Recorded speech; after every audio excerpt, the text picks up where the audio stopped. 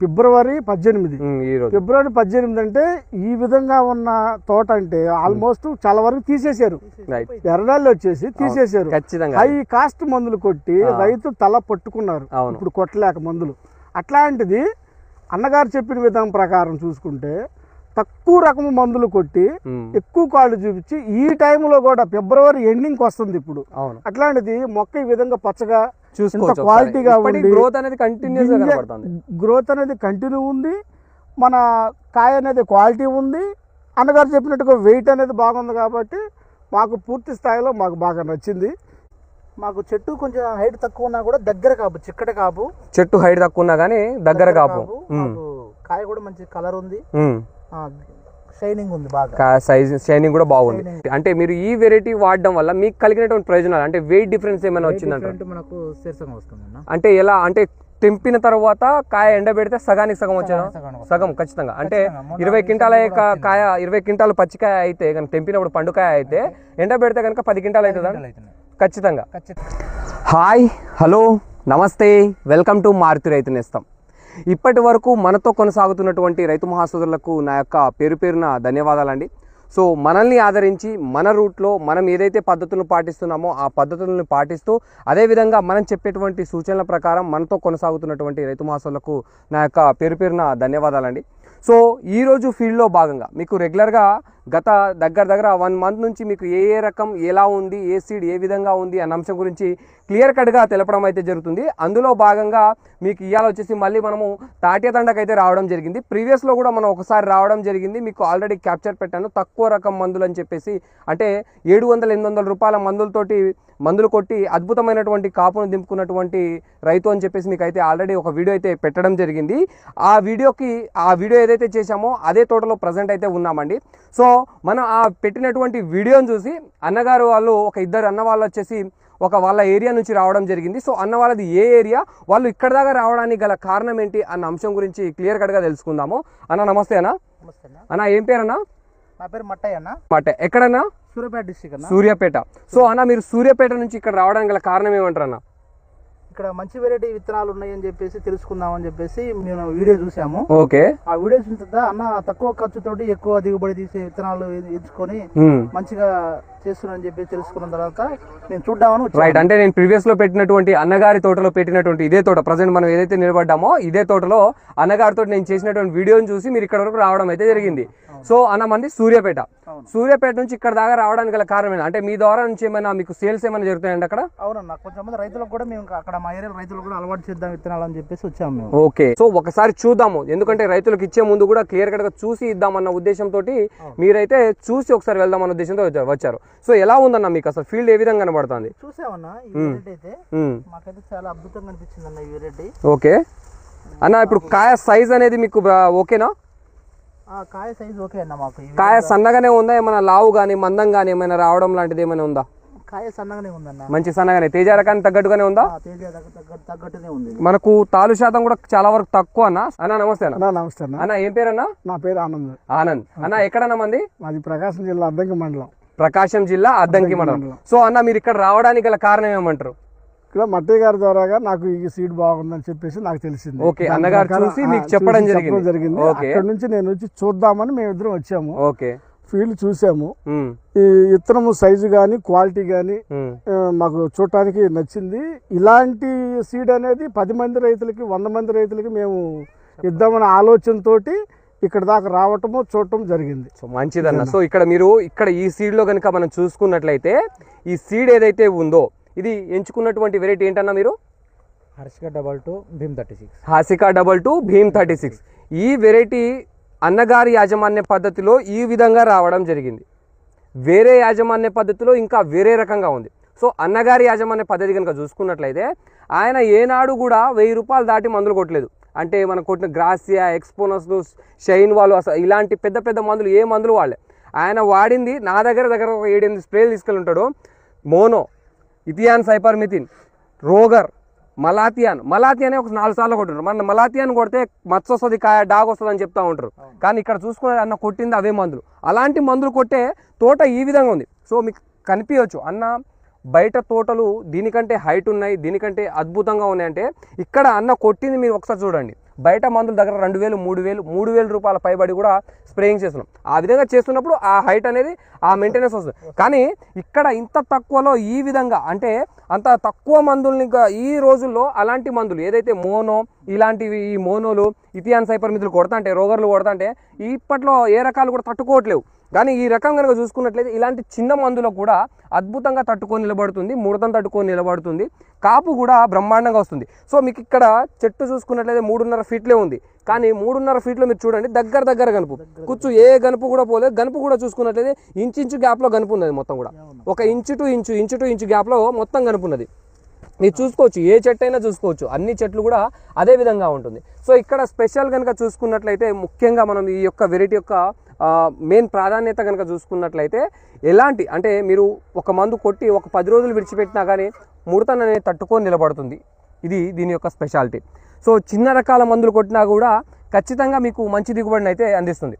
So రైతు దీన్ని ఒక చిన్నపాటి యాజమాన్య పద్ధతి పాటించినప్పటికీ కూడాను దగ్గర ఒక 20 క్వింటాల దిగుబడికి ఈజీగా వచ్చేటువంటి అవకాశం ఉంటుంది. సో ఇప్పుడు అన్నగారే ఎగ్జాంపుల్. అన్న మీరు పాటించినటువంటి యాజమాన్య పద్ధతులు మీరు గతంలో మీరు నాకు చెప్పారు. సో ఒక్కసారి మీ మాటల్లో చెప్పండి, ఎలాంటి స్ప్రేయింగ్లు చేశారు, ఏ విధంగా చేయడం జరిగింది? నేను చిన్న మందులు వాడడం జరిగింది, పాత మందులు. మలాథియాను, రోగరు, పోలో, హోమైట్, పోలీస్, వాయంత్ర, డిమార్క్, 3G, విశ్వ 3G వాడారా?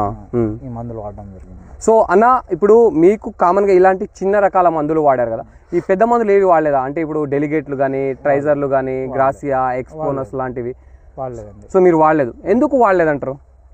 నాకు అది నచ్చలేదు దానిపైన. సో ఎలా అంటే ఎందుకు అంటారు? అంటే ఇంత ఎక్స్పాన్సెస్ పెట్టి ఇప్పుడు ఉన్నటువంటి పరిస్థితులకు రేట్లు సరిగా లేవని చెప్పేసి అంత పెట్టలేదా, లేకపోతే ఆ మందుల పైన ఇంట్రెస్ట్ లేదా? ఆ మందుల పైన నాకు ఇంట్రెస్ట్ లేదు. మీకు ఇంట్రెస్ట్ అంటే పాత పద్ధతిని అవలంబిద్దామన్న ఉద్దేశం మీకు. సో ఇక్కడ అన్నగారి మాటలు కూడా మీరు అనొచ్చు, పాత మందులే కొట్టి యాజమాన్య పద్ధతి ద్వారా చేసుకోవడం వల్ల తక్కువ పెట్టుబడిలో మంచి దిగుబడి అనేది పొందుకోవచ్చు. సో ఎక్కువ చాలా ఎక్కువ పెట్టుబడి పెట్టేదానికంటే తక్కువ పెట్టుబడి పెట్టి అందులో ఒక మంచి దిగుబడి అంటే 30 క్వింటాలు వచ్చే కాడ 25 క్వింటాలు వచ్చినా పర్లేదనే ఆలోచన, అంతేనా?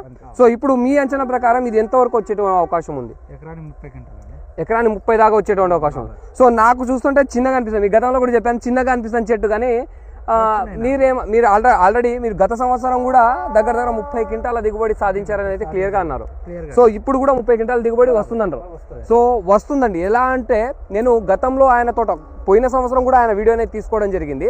అప్పుడు నేను ఒక ఎస్టిమేషన్ 20 చేశాను, బట్ ఆయనకు వచ్చింది 30 క్వింటాల దిగుబడి అనేది రావడం జరిగింది.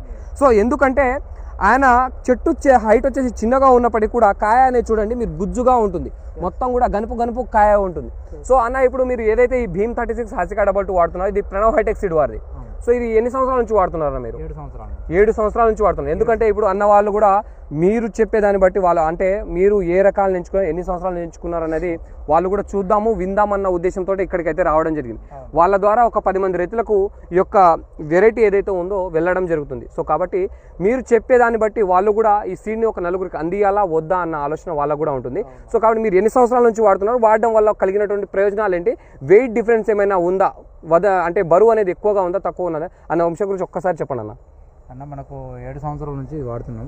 గతంలో 5 సంవత్సరాల ముందు మనకు ఓంకార్ వాళ్ళది 789. అంటే ఇదే ప్రణవ్ హైటెక్ గతంలో ఓంకార్ సీడ్ కింద ఉండేదన్నమాట. రైట్. 5 సంవత్సరాల నుంచి ప్రణవ్ హైటెక్ కిందకి పేరు అనేది చేంజ్ అవడం జరిగింది. ప్రణవ్ హైటెక్ కిందనే మార్కెటింగ్ అనేది చేస్తున్నారు మొత్తం కూడా.